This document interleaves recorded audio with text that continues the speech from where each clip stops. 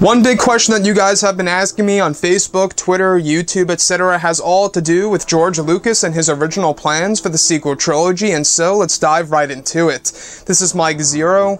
If you guys are new to the channel, do make sure to subscribe to see future Star Wars content.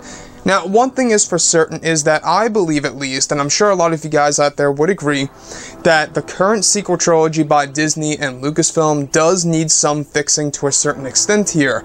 Now, we do know that Disney realizes this and that Episode 9 is being used as a course correction technique, mainly because of the Solo: A Star Wars Story box office results, but I digress. A lot of people have been talking about George Lucas and his original plans for the sequel trilogy. A lot of people have been wondering about this and asking me about this, so I figured I would talk about the famous interview between both George Lucas and James Cameron. I don't know if you guys ever, caught a glimpse of this interview. It's a very interesting discussion between the two, and so let's get right into it.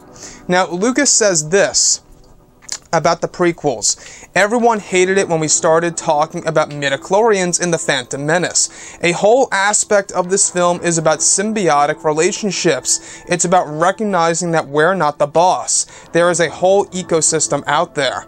Cameron goes on to say, and actually ask Lucas, there's a whole ecosystem called microbiome inside that we've just started getting to know.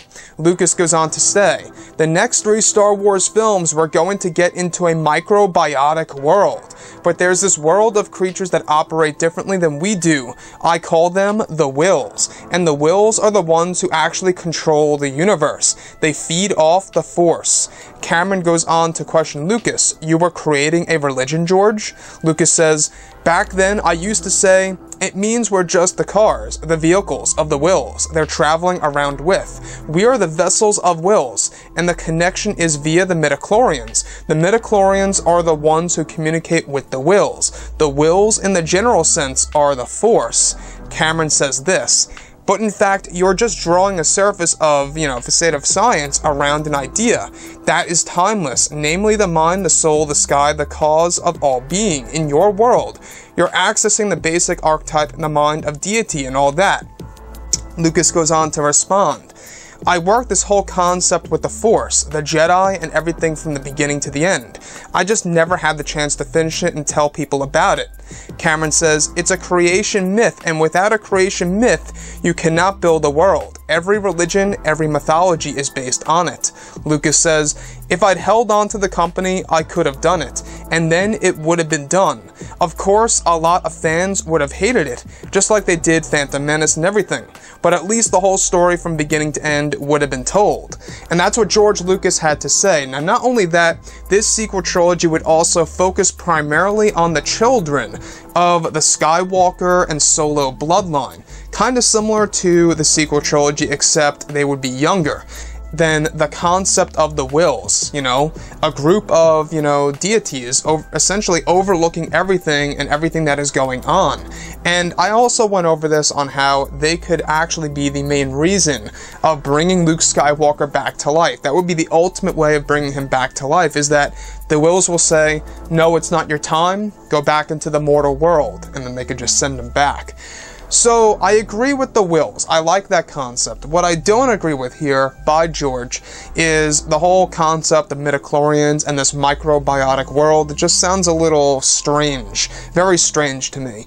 I kind of am happy that they did not go through with that storyline, and if George Lucas actually held on to the company, I honestly don't think he would have made this anyway. I think he's just talking about this because, he was in a very good discussion with James Cameron, back and forth. It's a very famous interview.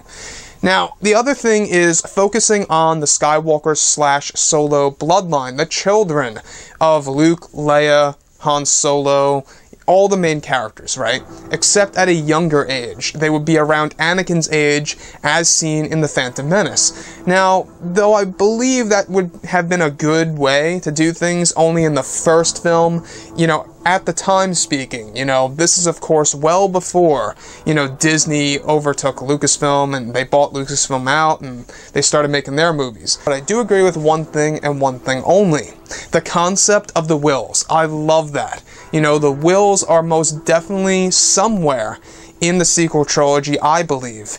that, you know, we're currently not aware of. We keep hearing these voices talking to Rey in The Force Awakens and in The Last Jedi. If you listen carefully, you know, you hear the Jedi code talking to Rey on Ahch-To.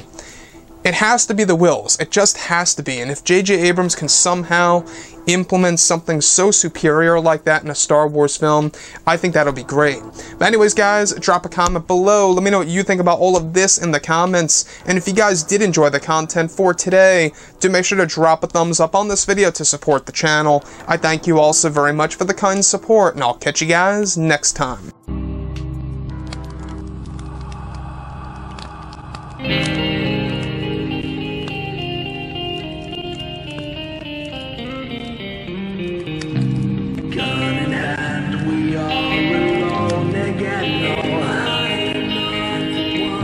From night to moon.